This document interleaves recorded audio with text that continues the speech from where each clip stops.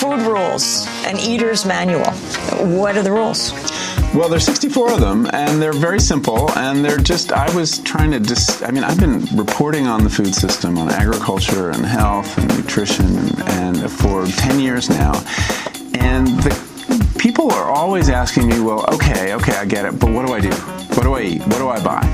And so I tried to write a book that really distilled everything I had learned into some very kind of sticky, memorable, rules for eating. They all come down to the big, what to me is the big main message, which is eat food, not too much, mostly plants. I mean, the whole edifice of nutritional science, when you really look at it, that's all you need to know. It's a little easier said than done.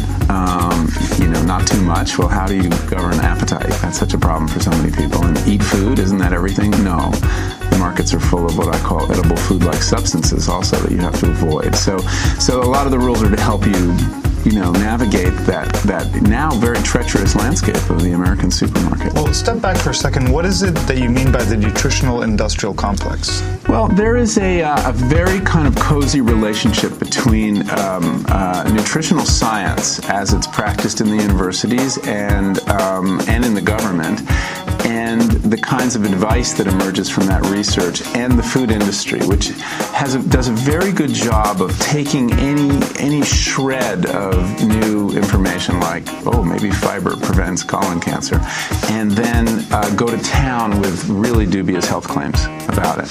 A lot of the research is very tentative, and it's changing because people really, the great open secret about nutritional science is it's a very young science, to put it charitably. They really don't know a lot. They still haven't gotten straight whether we should worry more about fats or carbohydrates with regard to heart disease.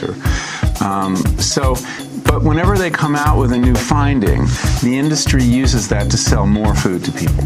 And so the great example in our own time is the low-fat campaign, a big public health campaign, really begun by the government in the 1970s under Senator George McGovern's leadership.